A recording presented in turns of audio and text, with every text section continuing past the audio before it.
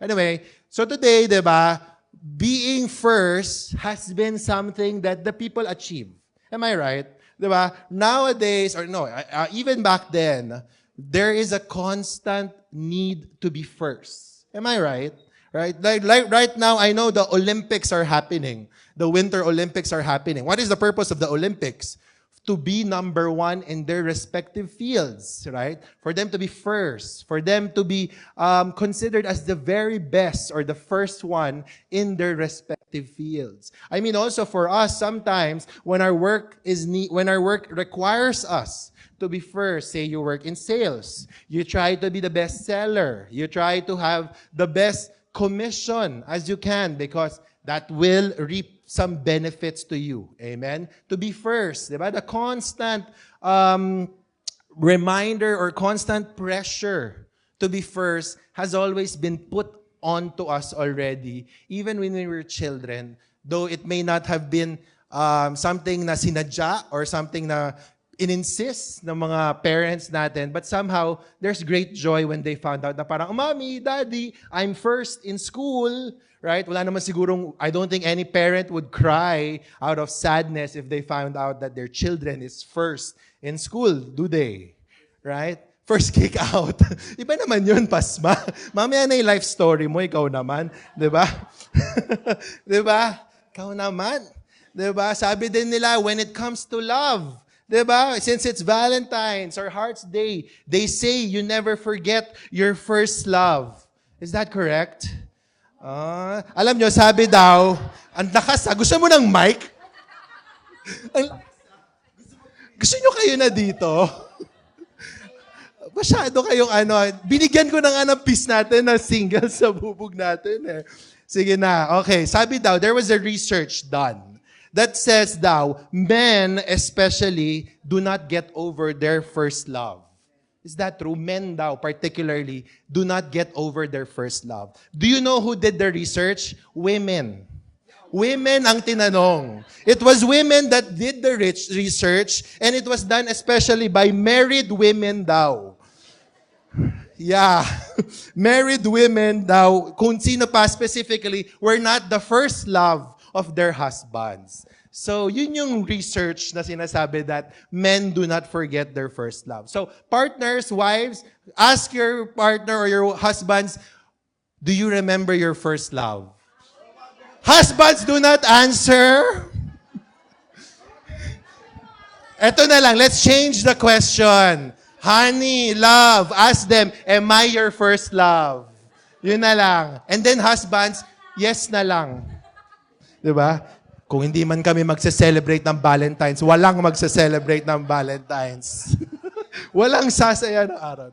Biro lang, di ba? I'm just trying to say something funny. So, right, the first, yan yung gusto ko i-emphasize today. The first, right? Being first, first love, first steps, those constant things that we are trying to be obsessed in this world of being first. But I want to remind you in this verse, it says in Psalms 139 verse 5, sabi dito, the psalmist says, you go before me and follow me. You place your hand of blessing on my head. This phrase is usually said in songs wherein it says, you go before me, right? That means simply put that it's a word of comfort that feels like someone went ahead of us. God specifically went ahead of us and somehow did an ocular visit to where He intends us to be in or where He intends us to go. Amen. And the amazing thing also, it says that in the verse, that God also goes before us and He still follows us. Can you see that? The constant protection that we are in between. God goes before us, ahead of us, and still follows us and is right behind us. Amen. What a way to be confident in knowing and in being secure that God is showing His identity. He's the Alpha and He's the Omega as well. He always introduces that church. He's in your past, He's in your present, and especially in your future as well, church. That's the beauty of what God or Jesus has done for us, church. In another verse also, it says in Deuteronomy 31 verse 8, "And the Lord, He is the one who goes before you. He will be with you. He will not leave you nor forsake you. Do not fear nor be dismayed." Amen, church. It's a beautiful, beautiful thing to know that God is always one step. I don't think even just one. A million steps ahead of us. For us to be reminded or to be assured that where we are going, wherever it may be, your state of being even, God is already ahead of you already. Amen, church? Let's remind ourselves, church, God's ability to always be ahead of us, right? As humans that are somehow limited to living in the present. Or maybe even some can be a bit historical and still remember the past. But really, sometimes, right, all 90%, maybe 95% of our worries is because of the current situations that we are going through, right? Maybe 10, 15% could be some that are worried about a future or something like that. But I want you to know that sometimes the current happenings that we are focusing on, there is already an assurance that our Lord goes before us. The Lord is ahead of us already. He's ahead in every situation that we are through. Amen. There is a saying na sinasabi ng mga matatanda/pasma na lagi nilang sinasabi in Tagalog. I'm so sorry, I have to say it in Tagalog. Serious na kayo nakakita ko na. Papunta ka pa lang. Age reveal. Ba't nyo sinabi? Sabi ko, kasabihan ng matatanda Papunta ka pa lang, pabalik na ako. Right? That's what elders would love to say. Yesterday, I was with Remrem. You know Remrem, right? She's 11 years old. And then she's with my niece, Adi. Sinasabi niya sa bata, "Adi, at my age, wala ako masyadong iPad." I was like, Remrem, you're still 11. Why are you already trying to be reminiscent of your past when you were that age? Maybe reach when you're 40 or 45 to be in that stature. You're just 6 years apart, right? But somehow there's that pride whenever you're older, right? So that saying in Tagalog, papunta ka pa lang, pabalik na ako. In English, been there, done that. Si Pasma alam na alam. Thank you for the words of wisdom, Pasma, ha? Amen. The Lord, church, is reminding us of this exact same line. He wants you to be reminded that He's already been there. He has went ahead of you already. If you're going through your current situations that you maybe you lost a job, or maybe you're not unsure of the job that you are in, diba? He's seen people already. He's made people go through that already and have prepared them what is for them and what is for us as well. Not just that, it says in that same verse, diba? You place your hand of blessing on my hand. Remember that. The God goes ahead of us, follows us behind us, and places His hands of blessing to us. More than covered and more than enough for us to be reminded and to be secured of what we're going through. Amen? Yun na po yung preaching natin this afternoon. Ilabas na yung pagkain. No. It says in Ephesians chapter 1 verse 3, "Blessed be the God and Father of our Lord Jesus Christ, who has blessed us with every spiritual blessing in the heavenly places in Christ." It says very clearly in that verse, spiritual blessings in heavenly places in Christ has been given. Amen? Not even for us to chase. It's been given to us already. Today, let's be reminded, I want us to be reminded how God is always ahead of our situations. Amen, church? He's always ahead. He has always been first in everything, especially when it comes to us, His children, to us who loves us dearly so much. Amen? So this is the title of our preaching this afternoon, First. Right? We try to be first, But somehow, God is always first, and God is always ahead of us in all our circumstances or our situation. Let's be reminded of the things God can do, the spiritual blessings that God has given to us. Just what are those first that God has given to us and God has done for us to be secured and for us to claim confidently that spiritual blessings that He promised, right? Many of us would remember the first or milestones of our lives. Like a while ago, Sister Raymar, she just said that was today, or technically this season, is her first anniversary of presiding. I remember Pasma, he always reminds himself during Valentine's or Heart's Day that that is your first technically spiritual day of accepting Jesus, right? We remember the first, right? We try to remember the first, and we do not take that for granted. But still, God has done so much for us to be reminded and to be assured of whatever may happen in our current situation. Amen. It should be Him that be credited and should be Him that we should be thankful for. Amen, church? Are we ready to see the firsts that we are good, that God has done for us, and be excited how blessed we are? Amen? Amen. The first, it says here in 1 John chapter 4, verses 9 to 10. This is how God showed His love among us. He sent His one and only Son into the world that we might live through Him. This is love, not that we loved God, but that He loved us and sent His Son as an atoning sacrifice for our sins. This is our first point, church. Very simply put. Remember this. God loved us first. Amen. Something that is very hard to grasp, especially considering the things that we have done. That's why they say, love the unlovable. That's us, church. The God who is so gracious manages to love someone like us, unlovable, making mistakes, may even still doing things that maybe fall short in the glory, but still, He proved to us how much He loves us.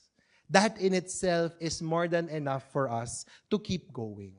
For us to be entitled to our positions as sons and daughters and claiming the blessings. In knowing that we were loved first, we are confident. We are knowledgeable in knowing that all the things that we do, we are covered by that love of God.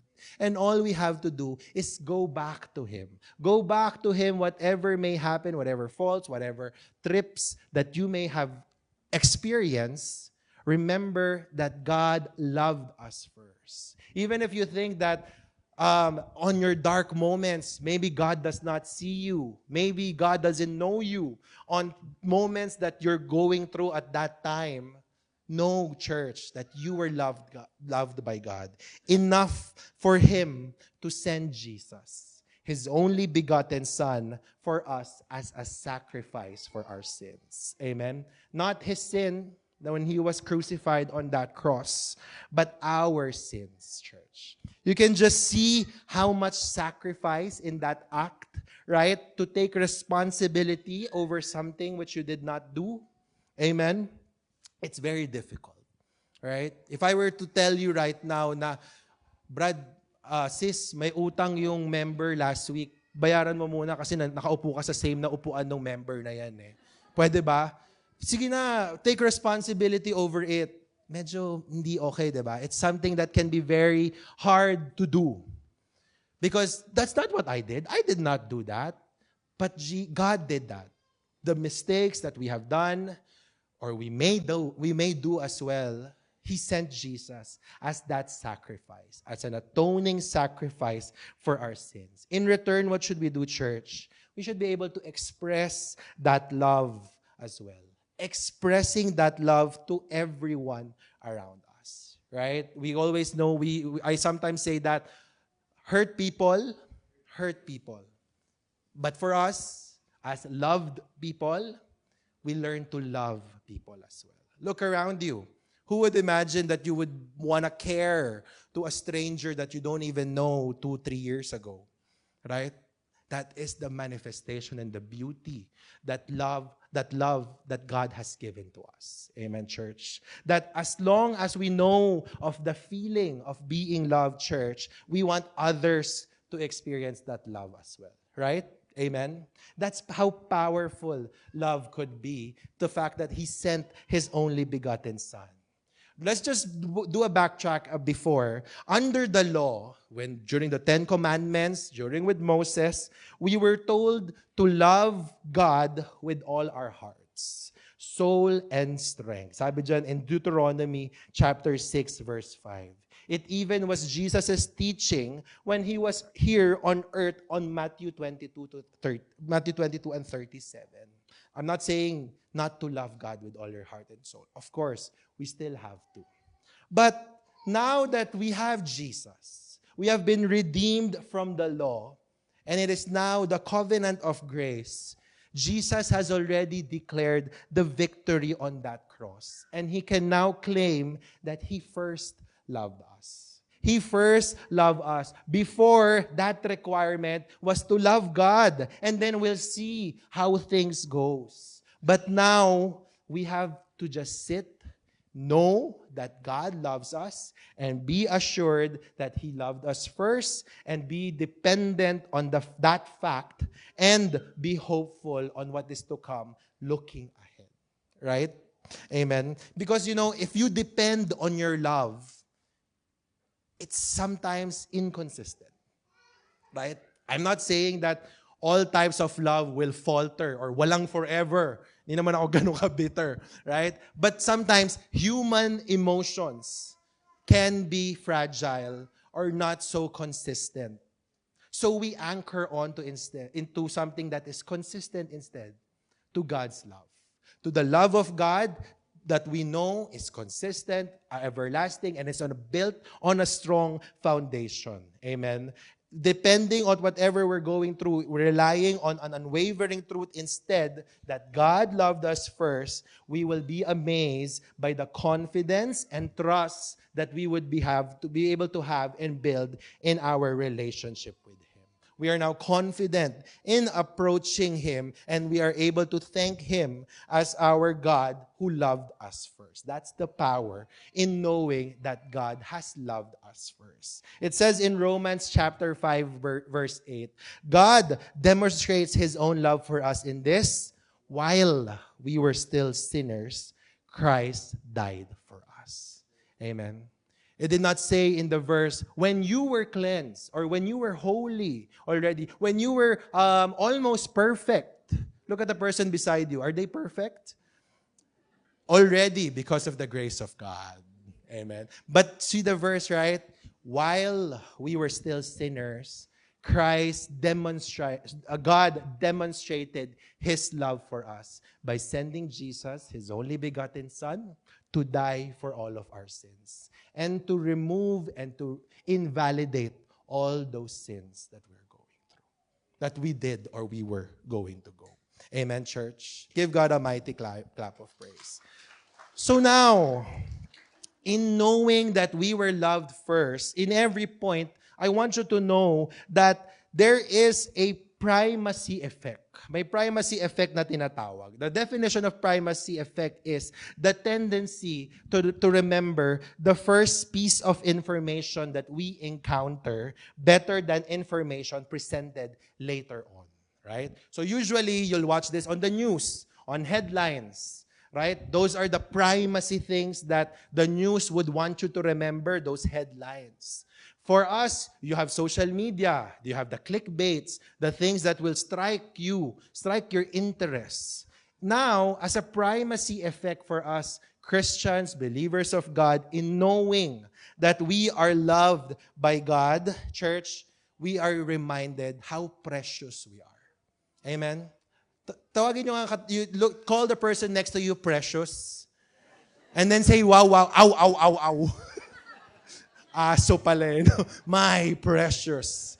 Bigyan nyo na sing-sing, tapos sabihan nyo, my precious. Amen. That's the primacy effect.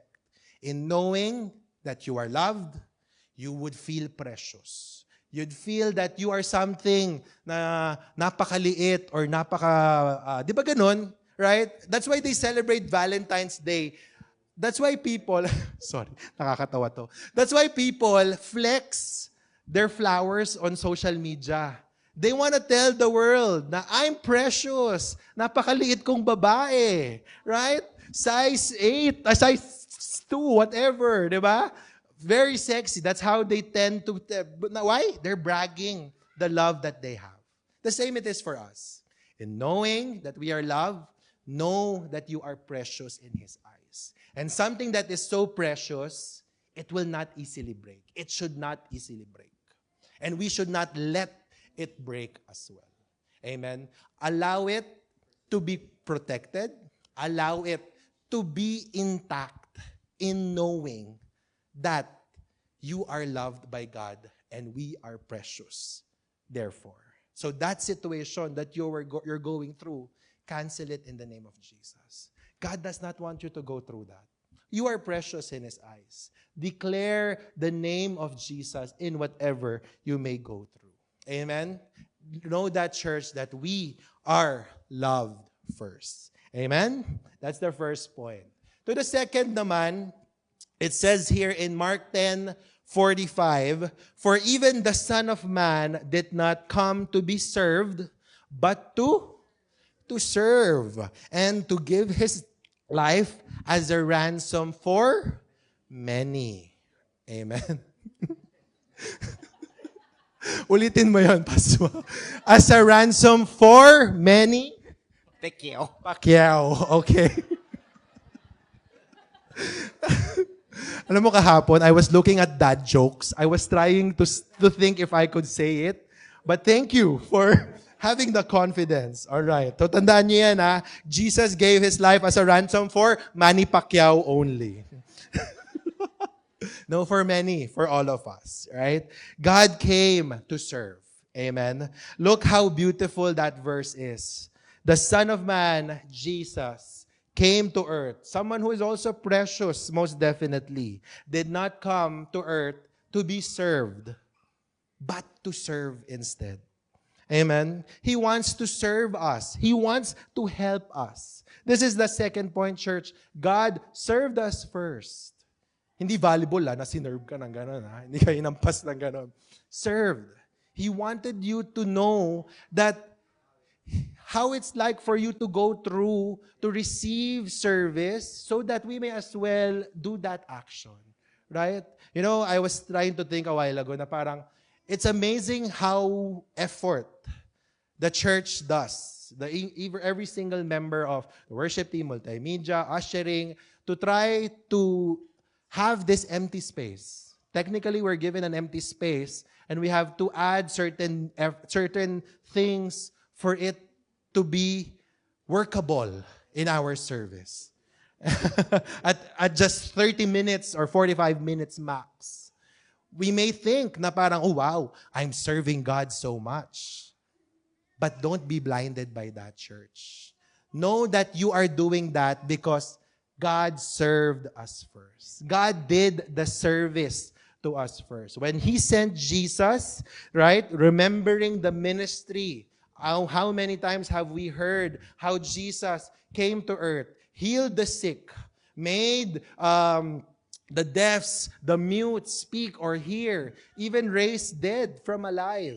He was constantly at work, constantly at service to the people. And that is equivalent to us as well, church. Miracles upon miracles of blessing people and serving them, pouring out His love for them, church. That is true service. Unconditional service, nothing to expect, but because of love and willingness, He did that. He did that for us, church. This is what God wants us to know, that He loved us so that He can serve us as well.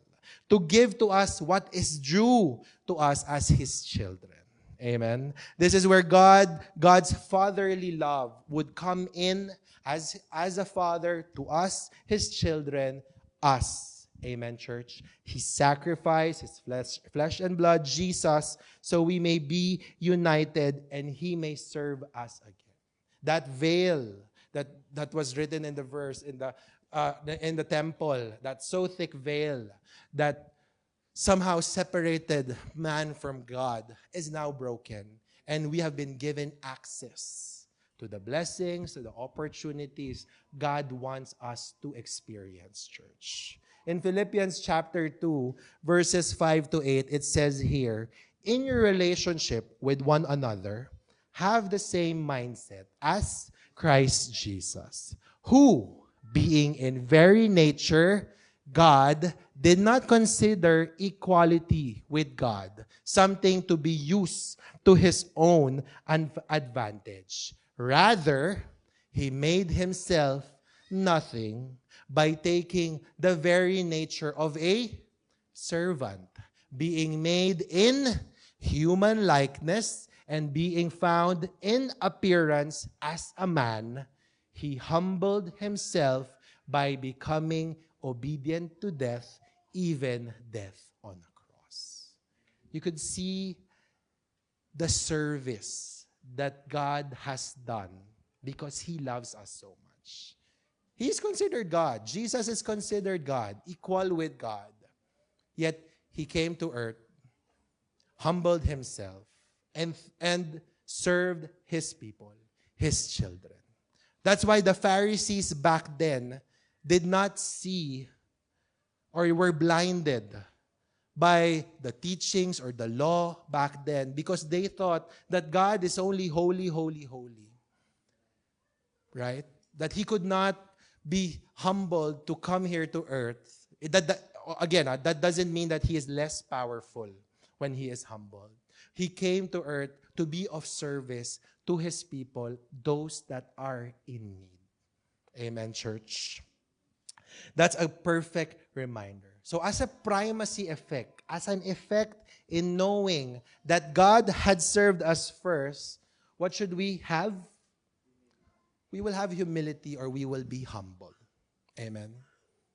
It's humbling to know that the God who's holy, holy, holy, thrice holy, the Alpha and Omega, right? The whole reason why we are breathing, why we are on this earth, came to earth, served his people. Something that we can remind ourselves to be humble. Amen. Iba yung humble or humility sa proud, right? Sa proud na mayabang or arrogance. That's something very different. Humility is something that is somehow shows because of genuine acts of service one person is doing.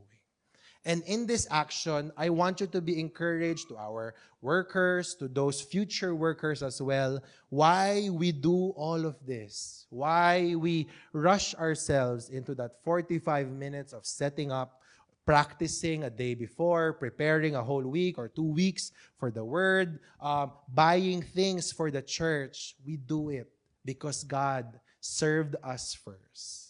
He prepared or he showed us or set an example how to be a good servant as well.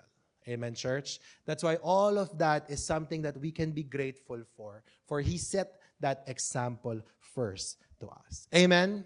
Amen. Do you agree with that? Future workers and current workers of this church? Amen. Give God a mighty clap of praise for that. The third point, lapit na, very soon. Sabi dito in Romans 11, verse 35 to 36, who has ever given to God that God should repay them? For from him and through him and for him are all things, and to him be the glory forever and ever. Amen, church. If you were to look actually into the chapter, or even 2 chapters back, the context of Paul's message here is directed to the Israelites. His desire for the Israelites to accept Jesus as their Savior is the flow of the whole questions. It can also be said that it's directed to people who continue to reject God by being proud. right? Or it can be those that have not yet fully understood why Jesus died on the cross for them. He ends it with this verse from Job 41:11 to remind everyone of His grace. That in verse 36, it finally says, For Him, and through Him, and for Him are all things. So this is the next point, church, that God gave first. God gave something first. God gave His blessings. God gave His most precious Son, Jesus. Whatever we have right now, amen, He has given it to us first, church. Some even before we actually desired it. He was the one who allowed us to experience that and has given it freely to us. Amen. For those that are still struggling to be under tithing or giving, know that God has given already your blessings enough for you to tithe faithfully or to give faithfully. For God has already given first. Amen. Do not worry that you will be short or you will be lacking, for you have already committed your finances to Him. You have committed everything that you have, whether it be money, whether it be time or acts of service. God gave already first before us. Amen. Simply put, God's gift is given before any initiative is made by the recipient. Amen. Before any thinking or any inkling of imagination that you may have na parang before you even had that dream of yours that you want, God already gave you that dream. And He will make sure that He will be the one to fulfill and give you that dream. Amen. The same as well to your finances, to your time. If you think that you are lacking time or you're lacking your finances because you are giving so much, know that He already gave you enough for you to experience more than what He intends you to have. More than the blessings that you have. Sabi siya, no, in verse 36, For from Him, and through Him, and for Him are all things. Amen. The creator of the world or the universe is already giving to you all the blessings that we may experience. And that is grace, church. We do not deserve it. We did not even ask for it. Yet He freely gave it to us, for He loves us, and that is the perfect showing of how gracious He is. Amen? It says in Ephesians chapter 2, verses 8 to 9, God saved you by His grace when you believed. And you can't take credit for this. It is a gift from God. Salvation is not a reward for the good things that we have done, so none of us can boast about it. Amen, church? Imagine if what others are saying that you try to earn or work for your salvation or for God being precious or worthy in His sight, then no one will ever be able to approach the standard that He wants us to meet. Right? We've seen in the Old Testaments how the mighty men back then were trying to earn or trying to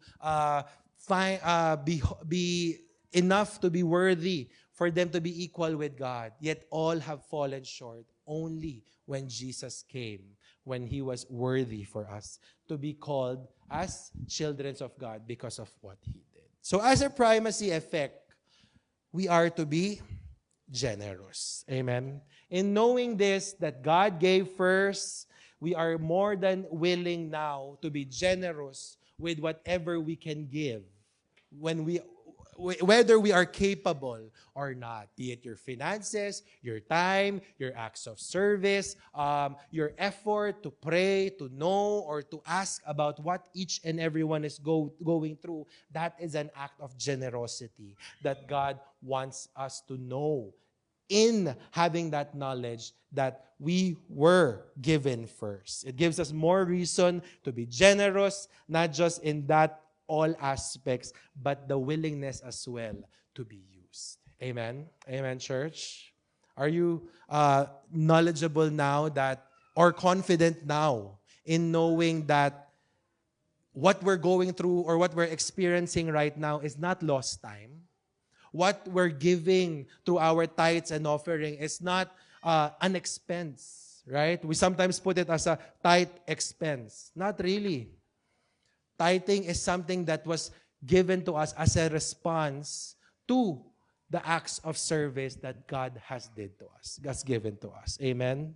As a last point that I want us to know now, it says in Ephesians chapter 1, verse 4, even before the world was made, God had already chosen us through our union with Christ so that we would be holy and without fault before Him. Again, God had already chosen us to be His through our union with Christ. As a last point, know, church, that God chose us first. Amen? He chose us.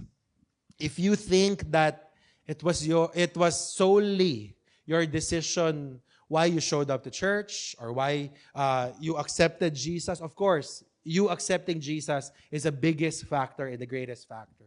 But know that we were chosen as well.